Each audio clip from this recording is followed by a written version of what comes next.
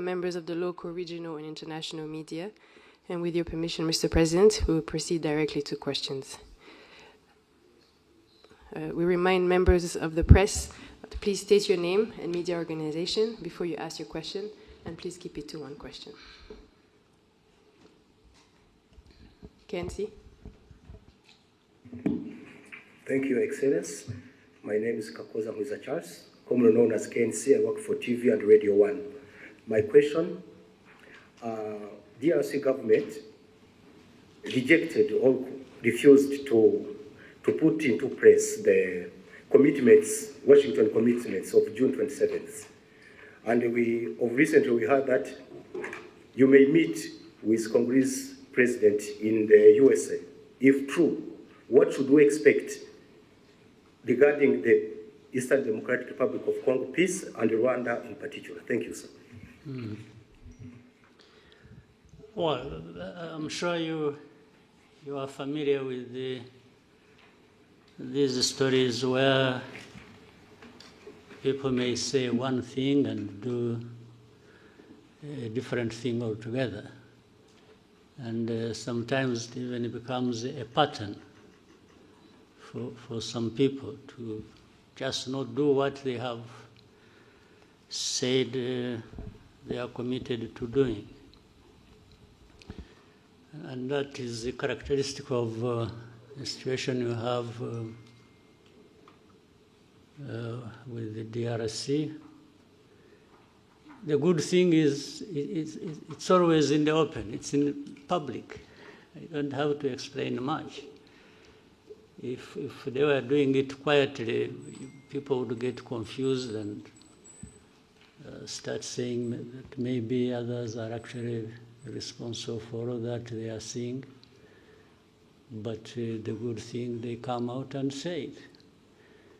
They agree one thing in Washington or even in Doha, and that is made public. Then the next day or week, someone says, no, we are not going to do this and this until something else is done. And even when what they are referring to has also been under discussion. And whether in your mind you agreed or not, what has come out of you, if it's on record, you definitely have a problem explaining why you would agree one thing in the room, and then when you are out in speaking to the media or to whoever, you say a completely different thing, or even renege on what you actually said you're going to do. So that is one part of it. But somehow we've been limping through this all the way. Some things done, others not, others half. And now maybe possibly with the time taken and effort, we'll find ourselves in Washington, which I should have started with. I think the fact that there is even a possibility of meeting in Washington and discussing or agreeing or signing anything is a good effort. For all the years before, we haven't had anything like that. We have had people come visit us, visit Rwanda and Congo, and rush to the UN and the Security Council and make decisions and make announcements and pass resolutions. That's why in the first years we spent a lot of time on that without really having anything tangible in place. I think this process or the two processes, one in Washington, another in Doha, but talking about Washington. It's a good step in the right direction. Whether we arrive at a decisive moment that gives us a clear possibility and optimism that we are near finding lasting peace and so on. Yeah, it's something we can still continue to hope for and work towards, but at least there is that possibility, there is that framework that we is in place, and the Trump administration seems to have done their best. You know, some of these processes will not work, not just because we are meeting in Washington or the powerful United States is involved. Yes, they have a big role to play. It's what I was praising them for, having made a huge effort. But until those people concerned directly, they themselves want and commit to achieve the end result, which is stability, peace, and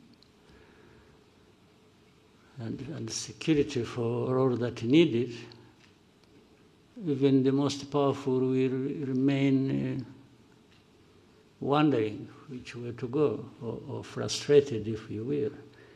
So the onus is on us, mainly the people, the leaders, DRC, Rwanda, and others in the region. You know, Washington took over this when there were also other efforts underway.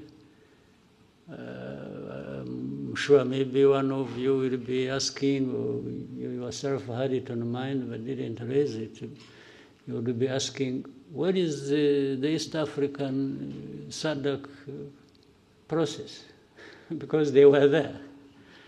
Or the AU, or whatever. That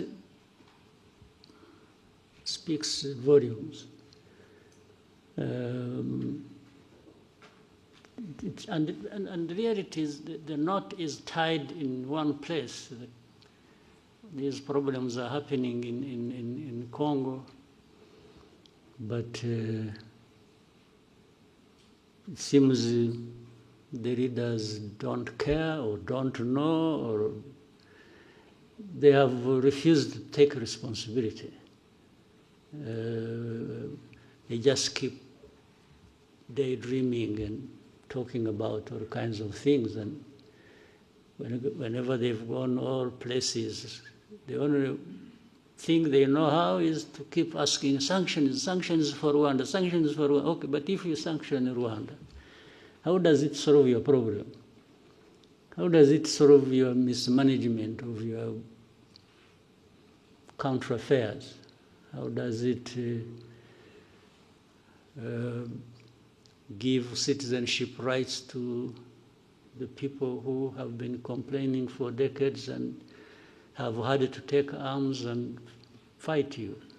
How does it solve the problem of you having to import mercenaries to come and ask and fight for you? How does it do that?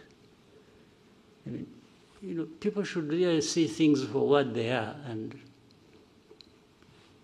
you may hear so many stories about different things, but you also have the ability to see through all that and make your own judgment. So, summary of so much I have said, I'm always optimistic. I always hope there is a chance another day and the following day. But I remain